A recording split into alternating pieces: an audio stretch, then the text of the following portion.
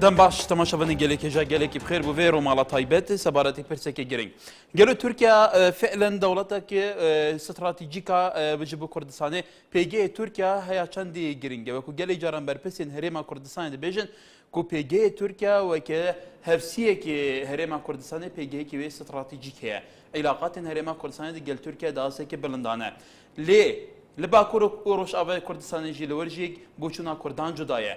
لروشاوه کردستان برپرسین بلندین کردان دی بیجن بردام ترکیه الیکاریا چکدارین داعش دیگه بردام حوالده دا او ازمونی لروشاوه کردستان وی ازمونی جناب به گلوف ازدواجیت سیاست کرنه بود دمه که دا کرد لهر جیه که بن ناسنامه کیوان نشتیمانه کیوان یه بشه تعامل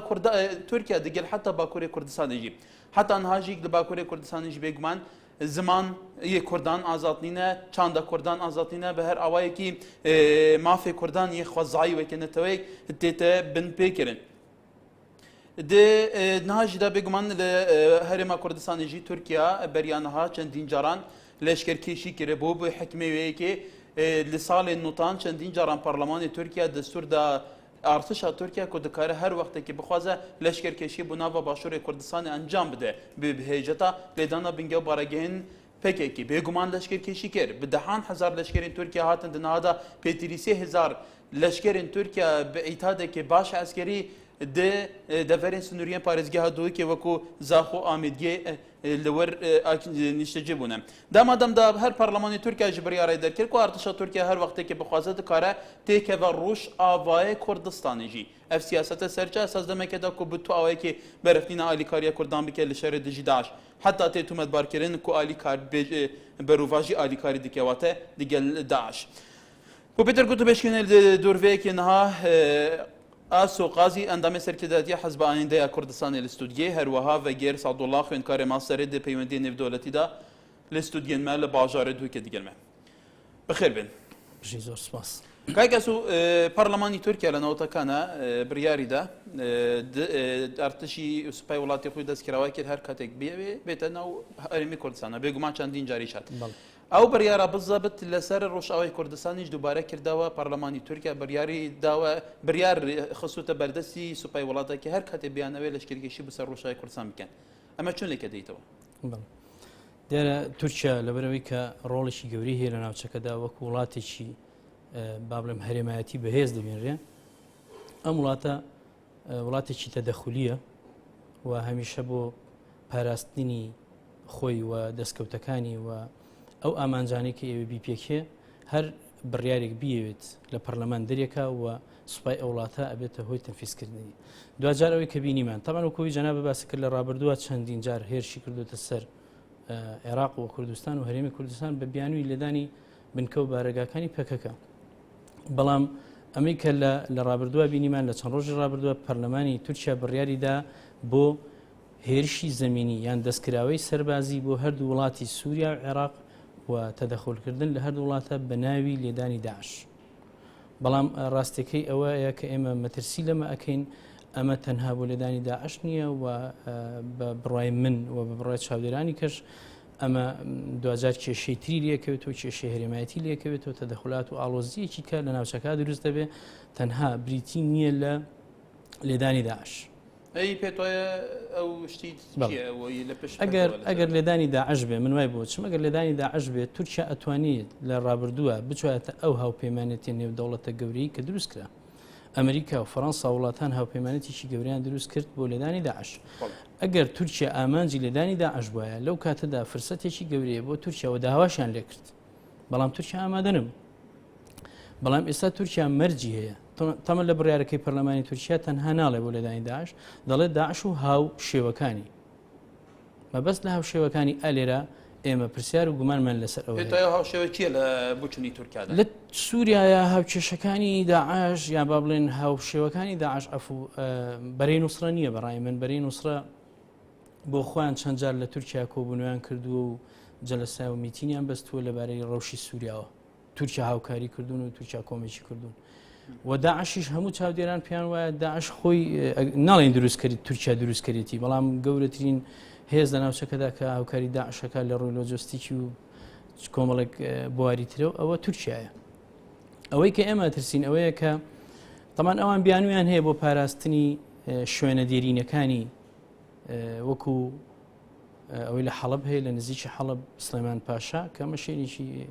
دێرینی خۆیانە یان بۆ لێدانی داعشیان لێرە مەسەلەکان ئەو ناوچانەیە کە ئێمە وەکو کورد مەترسیمان لێ ئەو ناوچانەی کە ئازاد کراون ناوچەیەکی دیفاکتۆ ناوچەیەکن کە بە ناوچەی ئیداری کوردی دروست کراون یەکێک لەوانە کۆبانی خاڵێکە یەکەم لەسەر سنووری تورکیاوە نزیکە دووەم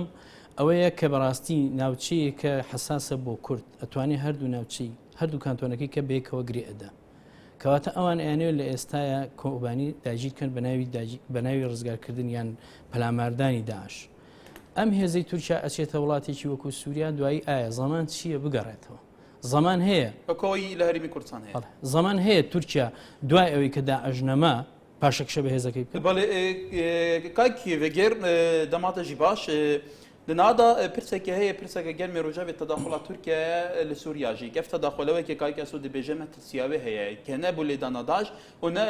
bû lêdana Cephet Nusra û grupên din e belku pêtir tewê ku heta çavdê jî bêjin terkîza wê serhindê ku statû ezmûnê Kurdan ku bûye dîfakto emrê waqa li Sûriya evan şina bibe bi taybetî tir jî kantona Kobanê ku pêgihê stratîjîk e dikare bi vê kantonê eger bê tedagîrkirin êdî Rojavayê Kurdistanê li hev veqete بۆچوناتە سەرێکی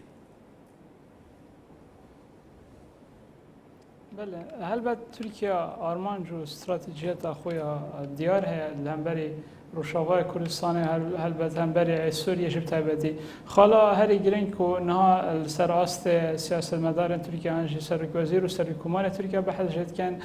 ژناوبرنا ڕژێما ئەسەدەک و ئەبێ بخۆوەکو بەهانەیەک بین ژۆیەکی و پشتەوانیە کانەیە ئەکسەر لایەنین یا لایەنین ئۆپۆزیسیۆن بکەن و بەرین و کەژی گەلێک جاران تورکیا بە چەندی هاتیە گونەهبارکردن و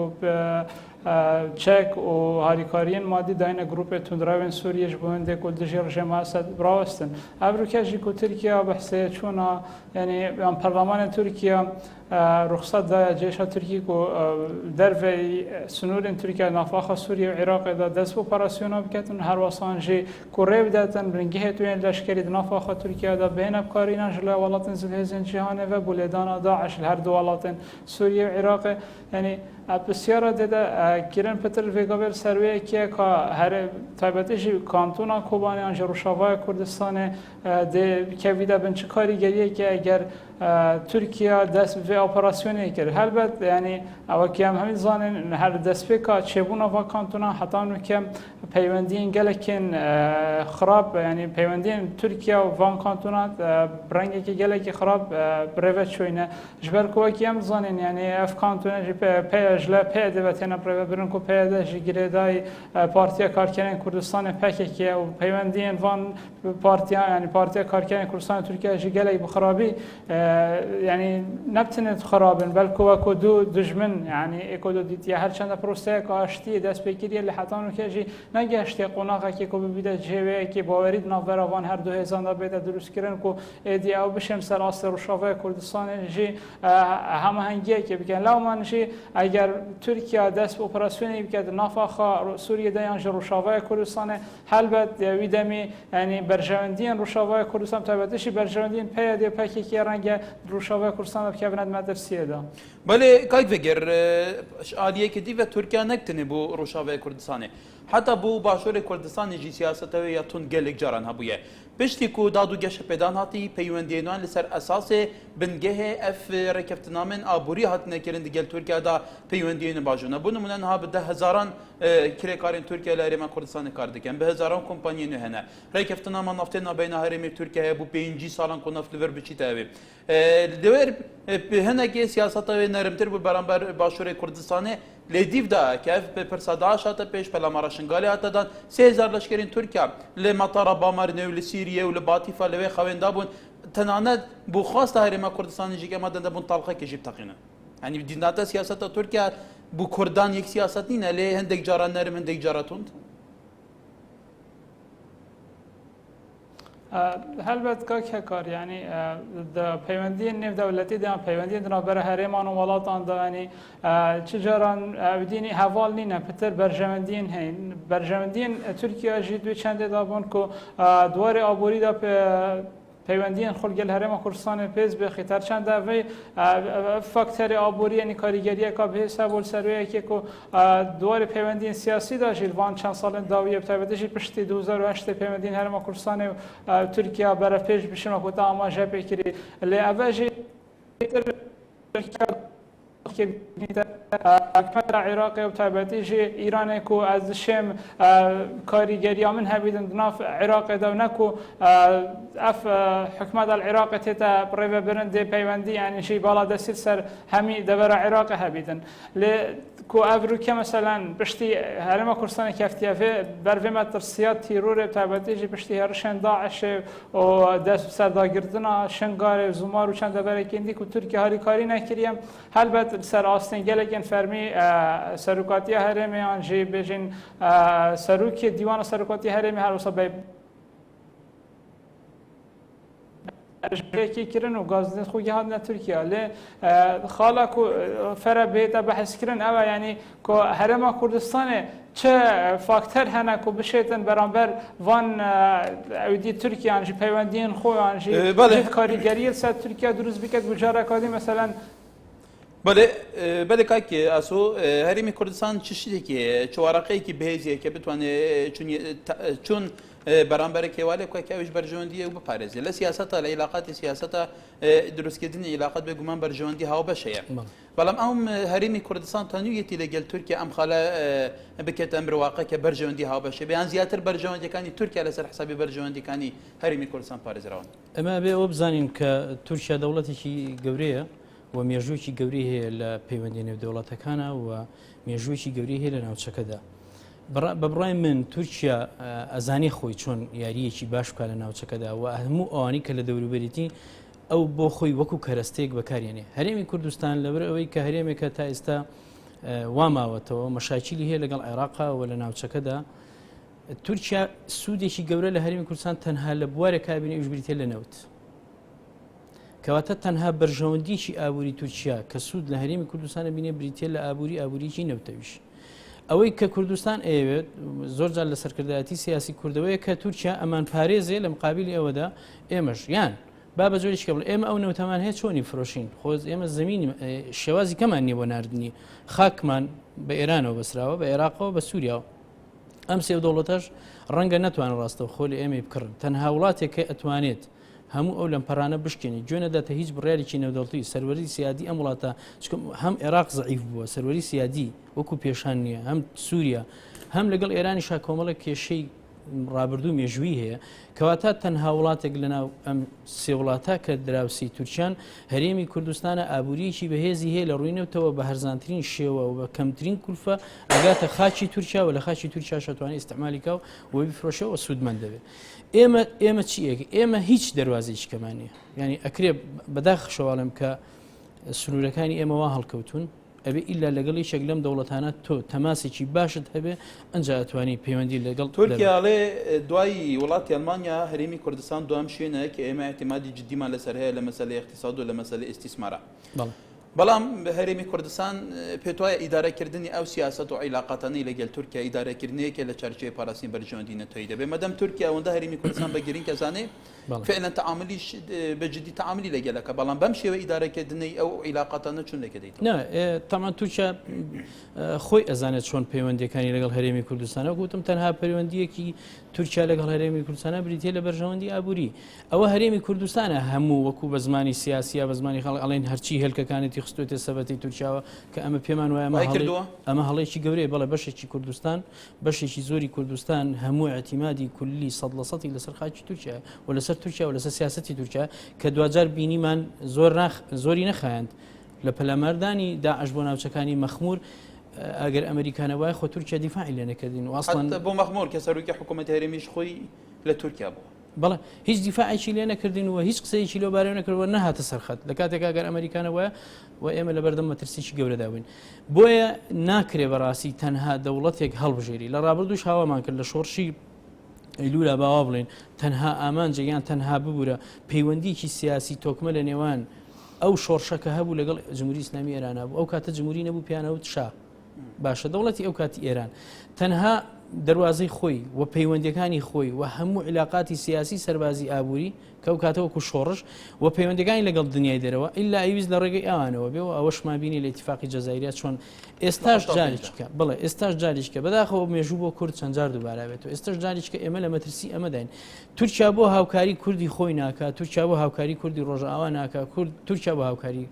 کوردستانی هەرێمی کوردستانەکە ئەگەر تەنها ئامانجی ئابووری نەبێت ولی کاکی وگر تو که خوینکاری ما سرید پیوندی نفدالتی دا گلو اداره کردن پیوندین هرما کردستان هفبندین هرما کردستان لسر آستی دیپلماسی دیگر ولاتم تایبتی ولاتین دردور و تایبتی درجی ترکیه برای برنو اداره کردن وان پیوندیان چه پیوندین سیاسی چاندی چه پیوندین آبوری بین گلو اف پیوندی هیا چند فعلا با آوایی که تن برای برند که هر چه نبید برجان یا خلک هرما کردستان شده دابید بله کاکه کار مخابن که حتی که لهرم کردستان یعنی حکمت اگامه یعنی حکمت اگا سیستماتیک نه یعنی جهر واسم بیشین بتابتی جه حتی نها جه شنوار دو اداره پیودیارن لامن جه ابروکه نشیناوی که حکمت هرم کردستان بشتن هفسنگی که پاریزی دنابرا پیوندیت خود دنابرا ولات اقلیمی دا پیوندی جه ترکیه و ایران ابروکه دو هزین سرکی کل هرم کردستان نبتابتی جه اگرم بناو بکن پارتی و ایکتی فی هفسنگیت پاریز یعنی جلوی که پارتی پیوندین بهس گل ترکیه هنه جلادی و ایران پیوندین گل که بهس گل ایکتی هنه یعنی دویواری دا دوار پیوندین دیپلماسی دا هرم کردستان گلالات دور بر راست حکمت کردستان شیا پیشکفتن باش دست ببینیم تایبتیش سراست ولاتن زلهزین جهان اروپا شی بس دوار هرمی دا یعنی حکمت هرم کردستان رنگ اندک پیوندین خو گلی پیش ببرن گل ترکیه جبرکو و کو فشار که برانبر بغداد کار بینیم تایبتیجی کو امزان افرو که بغداد سیاست که برانبر هرم کردستان پیروی کردن کو گل اجارات خاص و کو پارزگاه که باشور عراق سردری که هرم کردستان بگه لاما یعنی بیشین دلیوای کانه یا هرم کردستان کو بشیتن خو برانبر گفن بغداد جه فشارن بغداد را گریتن ترکیه بویش بر کو ترکیه و کو نیار بغداد هاتن یاسین برانبری و ایران جی و کو هف پیمانه که گل که نزدیک بغداد هاتن یاسین حکمت کردستان جف پیوندین خود گل ترکیه برای پیش برن اف پیوندی چند باش بید چند خراب بیتن یعنی هر سنگان دنوی بلا ببینید بس یعنی ام بین و قبل سروی چند راستین ام چند شین حکمت خوب که حکمت کام اساسی کو جلای عند کسی اکادمی و شارزا بله کاکی و یه روشی بله روشکار و بیت دارشتن کو بشن هفسنگیه که دوان پیوندیا دا پاریزن نبتنر گل ترکیه گل بغداد و گل ایران بله کواتا اگر هم سروی که رابطین هر ولایت که تعاملات گل هرما کردستان کت پیوسته چارچوبه که اجتماعی و نتوی استراتژی که هفش ویولاتی هبنک هر حزب و هر هیز دنبالان حزبان ده هر کسی به سریخه حوال بده برجانی تخاب بارزه تعامل بکه اوقات تا گفتن دنهای کرد هرما کردستان ده زیاتر پیوندین سیاسی هند احزابانه دگل دردور و کوتا گوتی هبونا اجنده ایرانی و اجنده ترکیه به گمان کشتای دو هزین کردان لباشور کردستان کو بالادستن جیت تپریو برن گلو اگر کردان استراتژی خونه به نقش ریا خو سیاست کنو تعامل کردن دیگل در بنا به وی اوایدی اف ازمونه کویت چه مرحله قدیده بله یعنی مدید انوان روژن داویه ده یعنی اف گفن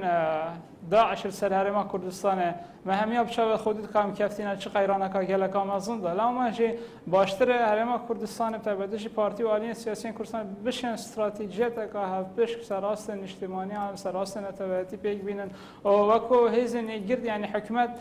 درستین بشد نینراتیا هر سپارزگان هرما کردستان بگه نک هر شواز دو اداره سرداری وان هیزن کردستانی و دیار بی پیوندی تو داد گل ولات دربه بله کاکسو زیاتر که مترکی سراب کن الهرمی کردستان هم کاک وگیر علیه تا استای حکومتی که مؤسساتی منیه پیوست حکومتی که مؤسساتی من هبیل لسر ام اساسا تعامل لجل پرسی تایبتی پرسی کل درو بکری چون هم علاقاتنا دروز بکری پتویا کربم شویه به کرد بتوانی سرکرتو به حتی لگرنتی کردنی او پشتوانی استای نبدولتی هه بداخله طبعا استا وكو برز اشارتي بهذا كردستان يعني بابلين ام حكومتي كيسال كردستان حكمك دو بوتشوني سياسي هم لسر استي عراق ازدواجته للسياسه هم لسر استي هرماتي ازدواجته بەشێک پێمان وایە ئێمە لەگەڵ ئەم هەڵوێستانانی کە شیعەکان یان با بڵێن ئەو هەیمەنەی شیعە لەم ناوچە هەیە بەشێکشمان لەگەڵ هەیمەنەی سوننەکانین ئەمە لە گشتیەوە دەمێرێت کە اینە سەر خصوصیەتی هەرێمی کوردستان بەشێکمان پێمان وایە ئێمە پەیوەندەکانمان لەگەڵ تورکیایا بێت باشترە بۆ کوردستان لەبەرەوەی تورکیا دەواازەیەکی کراوەترە وڵاتێکی گەورەترە و وڵاتێکە هەمیشە لەسەر ئاستی دنیای دەرەوە مەرغوبترە بەشێکی کەشمان لەبەرەوە سنوورەکەمان وایەوە ناچارین پێمان وایە نە ئەوە ئێرانە لە ڕابردووە لە مێژوودا زۆر هاوکاری کردوین و ئێستاش یەکێکە لە وڵاتانی کە لە ئەم جەنگیدا عشا یەکەم کەس بوو یەکەم وڵات بوو هادووتی من هاوکاری هەرێمی کوردستانەکەم و بە فعلیش هاوکاری کردووە ئەم دوو بۆ چوونە ئەم دوو بۆچنە بە درێژایی مێژوو لەگە کووردا هەبوو بەداخەوە لەسەر دەمی عوسمانی سەفەوی بە درێژایی دەماڕاندێکی مێژووی هەیە من پێ کورد هەمیشە مێژوو بۆ کورد و بارابێتەوە بە درێژایی مێژوو کورد لەگەڵ ئەم وەز ئەم دۆخا هاتووە و من قەناعەتەکەم هەتاوەکو سەرکردەیەکی نیشتیمانی بۆ کوردستان سەرکردەی نیشتیمانی سەرۆکێکی نیشتیمانی کە هەمومان اعتراف بە سەرۆکێکی نیشتیمانی بکەین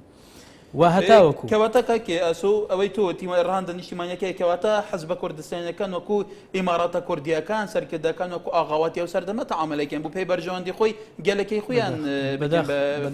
بەداخەوایە بەڵام بە تەکنۆلۆژیای تازە بە پەیوەندی تازەکان بە شێوازی ئیمڕۆی ئەو سیستمە نێودەوڵەتی کە ئیبینین ئەگەرنا هەمان جۆری پەیوەندیە لەسەر ئاستی ناوچەکە من بە بەرژەوەندی خۆم لەگەڵ جمهوری ئیسلامی ئێرانە پەیوەندیم هەیە و دەواازەکەم لێوە لە ڕووی ئابووری لە ڕووی سیاسیەوە ولا حتا لە ڕووی علاقاتە پەیوەندەکان و ئەوانیش وەکو پارتی ئێران و تورکیا وڵاتی گرنگن هاوسەی هەرێمی کوردستانن بەڵام پێتوانیە هەرێمی کوردستان وەکو ناوچەیەکی استراتیژیکی لە ڕووی زۆر ئاراستەوە بە تایبەتی خەوان نەفت و خەوان سامانێکی زۆر زۆرە گرنگە بەم شێوەیە وەکو توانی تعامل بکە یان ئەوی شۆڕەقەی هەیە دەبێتە وەرەقانە وەکو خۆی بەکاربێنێت آخر ئێمە سیرکە طبعا هەرێمی کوردستان ئەتوانێت ئەگەر استراتیجیتیشی بەهێزی پەیوەندی نێودەوڵەتی و پەیوەندی هەرێمایەتی داڕێژێت لەسەر ئاستی استراتیجێکی نیشتیمانی ئەم استراتیژیە نیشتیمانیەوە ئەم ئەتوانێ وا بکە ئەم پەیوەندیانەی لەسەر ئاستی پەیوەندیە بێ کە پەیوەندیەکان پەیوەندیکی حیزبی نەبن بەڵکو پەیوەندیکی حکوومەتێکی کوردی لەگەڵ وڵاتانی دراوسێدا بە یەک چاو تەماشای تورکیا بکەین بە یەک چاو تەماشای جمهوری ئیسلامی ئێران بکەین تورکیا بەو دەوڵەتە هاوسەیە بزانین کە دەوڵەتێکە دراوسێمانە گەورەیە و لە ناوچەی باڵێن هێزی هەرێمایەتیە ڕۆڵی گەورەی هەیە و لە ڕابردوو لە ئێستا و لە ئایندەش بە هەمان شێوە ئێرانیش دەوڵەتێکی بەهێزی ڕابردووی هەرێمایەتی لە ناوچەکەوە دەوڵەتی تەدەخولین هەردووچیان هەردووچیان دەوڵەتی تەدەخولین بۆ معنای هەردووچیان تەدەخولیان هەیە لەسەر ئاستی عێراق لەسەر ئاستی سووریا لەسەر ئاستی ناوچەکە ئێمە هەرێمی کوردستان چۆن ئەتوانین پەیوەندەکانمان لەگەڵ ئەم دوو دەوڵەتە زلهێزە ئێمە ئەکرێ بەڕاستی لەسەر ڕەهەندی نیشتیمانی ئێمە پەیوەندی ئێمە وەکو کوردین ئەوان چەند اعتراف بەوەکەن کە ئێمە کوردین لێرە با ئێمە پەیوەندیمانە لە بەرامبەردا هەردوو لە ئەتوانین نەوتیان پێفرۆشین ئەگەر بنیانویست دەتوانین لە ڕێی بۆریەکانی ئەوانەوە بەکاریێنی بۆ وڵاتان نەک جیاوازی لە سیاست هەم پێم وایە بێ جمهوری ئیسلامی بۆ من فریاد ڕەسە و پێم وایە تورکیا دوژمنە ئەبم تەعاملکردنە ئەگەر لەسەر سیاسەتی ئەحزابی کوردی و تێگرا حکوومەتی کوردی بێ هەر بەم شێوە هەنگاوە ولكن فيجر وكوكا كاسود بيجا في علاقات هرم أودي تركيا و ایران دیگه هرما کردستان رهن دیوانی صدان ساله میجویی هیا چاوا سردم صفوی عثمانی کو بگمان هر دو میرادگیرن واندو امپراتورابون لدوره کو بالادا جیبون تعامل دنهاج دیگه کردان دکند بیجا میجوی که خود دوباره بل سر کردان لی پرساگرنگ لور اویا گلو دنهاج دا کردان حزبین خوین سیاسی هنه دنها کردان سر کردین خوانه دنها کردان فلسفه شوراجگیری فلسفه خبات کردن و اداره کردن کردان هات یک گوهرتن یام دیتناته دمجی سر کرده و حزبین کردان دا ريك وكو آغاوات سردمن صفوي عثماني وكو إمارات وميرنشين أنا كو همو جاران بيخمتا برجواندي وبيجه إمارات أخوة همو تشتكي بك قرباني كاكي قرب ديتنا من يعني ما سردم در باس كري كو سر كردن ما كو آغاوات سردري جل كان جل صفوي عثماني كان لی راستی کال وری هید ویتن ام وکی خوب ببینن وی راستی او جیا وکو مخابن یعنی ویداویل روشلات ناوین یعنی هاوریکیا که گله که دشوار پیدا بود نافبران هر دو ولاتان در تایبتیش ترکیه و ایران تایبتیش پشتی کو بهار عربی دست بکیر یعنی هرما کردستان چند خواست کو خل و هاوریکی دیر بخیتن و کو هیزا که یعنی همی آلین کردستانی و کو هیزا که گرتی و مفایش وان قیران روشلات روشالات ناوین ببینن لی داوی دا مثلا بریاز 2 سالان پشتی کو مدیتی داخازا و کشان باوری شمالی هات کردن ویدا دست فکر کو هرما کردستان هزینه بونه دو بش یعنی اوج سروان هر دو برای دا بش بون حتی بری ویجی یعنی مدید یعنی هفگرتنه که گلک آباش نبره عالیه سیاسی ده هبو یعنی خالا گلک سرکی او افروکه کو امچا بشیم وگرینه بری قناقا 2012 تایبتشی پارتی ویکتی چا بشیم جرکاتی یعنی لکتی گشتنک ما براون دا پیدا ببیتن کو نببنه سلطمانیه وان هر دو هزین هرمی این سرکی روشالات ناوین دا که تبدیل نتدن هذا صوت تمانينه بله نها اف هر 2008 فان هر دو دولتانه نه از بجم يعني بلا نبنا سو 8 يعني كو نها اف هبركات تذكرن يعني مخابن اف آلين كردستاني شي بوينا بشك جوه هبركي يعني اگر هو صاب من ترنگ پاشا روشکانیزی کان بیر دا ببنا سو 80 و هبركي جا باشتره كو خلوه هبركي دور بخونو پتر نزیکی کو دو ببن ولی کاک بگر دبیجن ارما کردستانی جی کی دولمند جیادیه جیو استراتیجی جیو اکونومی حتی گلک اراسندن ده هرما که بالصدام بدهان مليار برمیلین احتیاط برمیلین نفتن هات ندیتن هرما که دبیجن زیره جلای چاندنه و شهر اراسه کدن ده دیت نات اول خوشی کدن هذا و که تدزانی سیاست سر اساس پیگه و سر اساس مصادرات اقتصاد یعنی کو عرب دبیجن اقتصاد و اقتصاد پاشی سیاست اقتصاد دوره که زور فاکتوری که هری پیز دروست که نپیوندین سیاسی جدا گلو اف فاکتوری حزب دست کردان دیدناتا اگر وکه پیویز دچارچوه برنامه که اجتماعی به تبکارانین کرد جینشن لدور اجندای خوب کنه دیفاکتو او بگومان خوب سپینن بله که کار یعنی مدید جهدی اف اجندا کردی جیاد بیت تو اف بابت تا آنجا بکری کو اف بابت نفت و پترول و یعنی جی استراتژی هرما کردستان و هر وسا جی دیتنا و شمارا یعنی احتیاط نفت هرما کردستان اول با گروی کی کو ولات نفت امام تایبت جی امریکا به هریکاریا هرما کردستان که شر جی داعش دا اگر همش بین نکن یعنی اول نزدیکی 3 سالانه داعش و گروپ تو درو شریف جی رژیم سوریه کن ل ولات نفت امام هوا رژیم سوریه نشونه وان داعش نزیکی ربع کا جغرافیا عراق داگیر کرد تابعتی جل انبار و صلاح الدین هر وسا موصل جی هر چند مالکی داخازا وان هزان کرد که هاری کاریان به تکرن لدیسان هاری کاریان نه تکرن ل ابروکا که هفیمان تابعتی جی امریکا بین براوانی ساقامگیری هرما کردستان بکن اول نشانه به چنده که راست ما و که هرما کردستان پیگه که سیاسی و تابعتی جی پیگه که آبوری باشه هیله دوار پیوندی دیپلماسی دا باشتره کو ام بشین و قناقه درباز بکنیم تا بدی چه و قناقه گلکا هستیار کو ام تعداد جنوب او آلین کردی تا به سر چاپاش کردستان آن که دابش و نسل دو برای اگر اف قناقه بیت درباز کردن البته یعنی هرما کردستان و کو دفاکتو سراست پیوندی نف دولتی دشتن رولی کاریگرتر بینیدن بله کاکاسو لیریا تو وكو برپرسی که حزب کردیه کن وكو چاودیری کشه برپسارتی نتوی لاسیار چار پارچه کردستان بتیبتی لا ناو حزب خوان تأثیر کانی کردستان چونه ایا برپسارتی که نتوی هی برانبری کتر پارچه کم و پارچه کتر بله استا لسر استی هستی اجتماعی تیرانی اجتماعی بو هر چار پارچه که باشتره لرابردو وانه بو همومان استا ناراحتین لوی که برانبر با کوبانی کریه هەمووان ناڕاحەتین بەرامبەر بە مەخمور بەرامبەر بە شنگالەکرێ لە هەر چوار پارچەی کوردستان ئەبینیمان لەم جەنگەدا بەشداریەکی فعالی هێزە سیاسیەکانی هەر چوار پارچەی کوردستان هەیە بۆ نمونە لە مەخمور چ پەکەکە بێت چ برادرانی ڕۆژهەڵات یا چ ڕۆژئاوا و هەم باشوور هەم باکوور بەشداریان کردووە لە ڕزگارکردنی ناوچەکانیان با بڵێن بە دەمەوە چوونی ئەو هینە و ئێستاش لێرە لەوێ ئەمە لەسەر ئاستی تاک ئەمانە هەیە لەسەر ئاستی تاک گروپی شار ئەمانە هەیە بس بين سر آستي سياسي لسر آستي سياسي هميشه حزبكاني كردستان بتايبتي دو هزي جورا برجوندي خوان برجوندي كان شونه اگر سيري ناوچكاني جهر د صلاتي زوني صوص كان ك بم تسميه كونقصي لسر كان اويك هاو خمن وبالبشتي روج اوان بالبشتي باكورن هەرچی با بڵێن ناوچەی زرد هەیە و ئەوەی پارتی دیموکراتی کوردستانە وا هەست ئەکرێ کەمتر لە خەمی ڕۆژ ئاواخ کەمتر لە خەمی باکوور ئەمە بچ گەڕیتەوە بە ئەجندەکانی تورکیا و ئێران لەسەر هەیمانی لەسەر ئەم حەزبانە گەڕێتەوە ئەوەی کە باسمان کرد تەمان هەردوو وڵات ئەبێ ئەوە بزانین کە ئێمە لە تورکیا نزیکە لە پارتی دیموکراتی کوردستانەوە حتمما کاریگەری تورکیا لەسەر سیاستەکانی و نەرمیەک لەلایەن پارتی دیموکراتی کوردستانەوە ئەبینرێ بەرامبەر بە تورکیا و پێی وایە ئەوە دۆستێکی نزیکێتی ناکرێت لە هەندێک مەسائلە قسە بکە بۆ نمونە ئەوانەی کە ئێستا پێدە ئێمە چ کێشێکمان لەگەڵ پێدەیە لە هەرێمی خۆمانێن ئەوەش هەرێمێکی خۆیان دروست کردووە کانتۆنی چاندخوا ئێمە بێ پاڵپشتیان بین هاوکاریان بین بەڵام لێرە لەوێ سەیرەکە تەداخل لەکرێ تەداخلەکان جۆریان پێمان وایە ئیجابی هێزانێرێ بۆ دیفاعکردنی و لێرە میتینیان بۆ بەسرێت جۆرێکی کە پێی وایە لەوێ تەنها پێدەیە باڵادەستە نابێت تەنها پێدە باڵادەست بێت بەم جۆرە بەم ناوانە تەدەخولەکرێت جا ئەمانە هەمووی وەکوتم بەرژەوەندی دوو دەوڵەتی گەورە لەم ناوچەیە حکوومەکە تێگڕای قسەکانم لەمە کۆکەمەوە کە ئێمە بەڕاستی بە هەڵوێستێکی نیشتیمانی وەنەتەوەی بە دەر لە بەرژەوەند ناکری ئێمە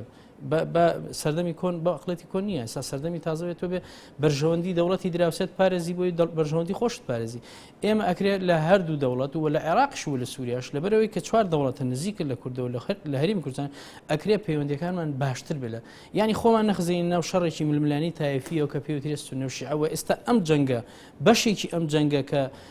داعش لاعیبی سەرێکیەتی و تورکیا لاعیبی سەرێکی بەڕاستی لە چوارچێوەی جەنگێکی مەذهبیە کە ئێمە بینین بۆ کەمکردنەوەی هەیمەنی شیعەیە چکم جەنگەکەت لە چوارچێوەی دوو دەوڵەتە ئەبینی ئەخولێتەوە یەکەم عێراق کە ناوچەکانی سووریا عەفو سونە ئامانجە بۆ گرتنی دووەم ئەو ناوچانەی کە لە سووریا سونن ئەمە بۆ دروستکردنی ئەگەر ناوچەیەکی هەرێمێکی سونە مەذهب بێ ئەمە تەبعاً بە قازانجی تورکیایە ئەگەر بە ناوچە کە پێشتر ئەمە لەژێر هەیمەنی شیعە بووە هەردووچیان هەم چ دەوڵەتی سووریا کە شیعایی بابڕێەوە هەم دەوڵەتی عێراق کە ئێستا شیعایی بابڕێەوە قسەکە لەسەر ئەوەیە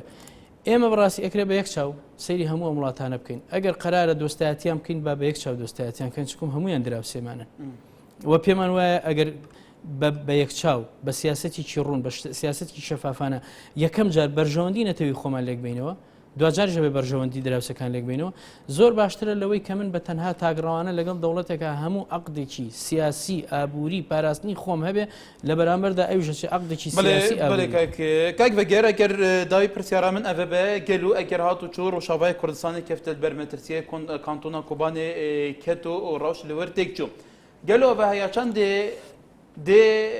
بەرژەوەندیên باشوورê Kurdistanê jî hindek arasteyên siyasî mejiyê welatên derdor parêzîtiyan bu herêma Kurdistanê jî dê metirsî gelek pitir bin. ببوورە دەنگ درست نەگەشتم کاکێکار min got eger di niha da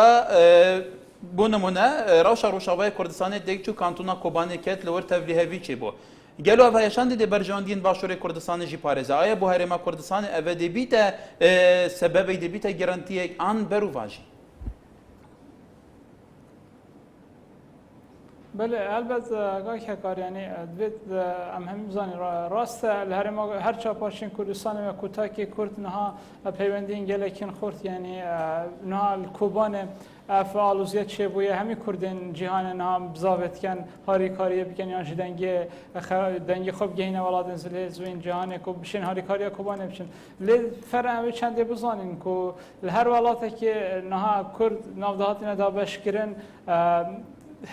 کشه‌ای که تایبت هست نه اف کشه‌ال هرم کردستان هست یا جدای اول مثلا کوبانه و روشاوای کردستان هست یعنی راست کاریگری دل سری کد هبن وان پارچین کردستان جی بس نه کاریگری مثلا وسایل سرکی چون که هرم کردستان اول کیم زنین اول نزدیک 20 سال داویه دابشه و کو حکمت که خبره ببریاله از منا کوبانه از منا کانتون روشاوای کردستان هست از منا کانیه و یعنی امنشین سروی که نه باخوین کاده اگر پیشکفتن تو چند کاریگریه که ارینی سرویری هبیت یانجی پیش داشت یعنی پاشکفتن تو چند کاریگریه که ارینی سر ما کردستان هبیت. بله آسو قاضی اندامی سرکدات حزب آینده کردستان هر وها و گرس عبدالله خیون کاری ماستر د پیوندی نو دولتی دام میوانین رومالما یاوید دمجمیر متماشاوان هجا سپاس بله سپاس یا میوانین خود کنو گلک سپاس یا وجود کن که های آنها تماشاوان گلک تیجای نبود حتی سر دمجمیر آبید رومال که تایبت شروع وکرنا بابت کی گرمی روزه و کردان تخیر خوشحال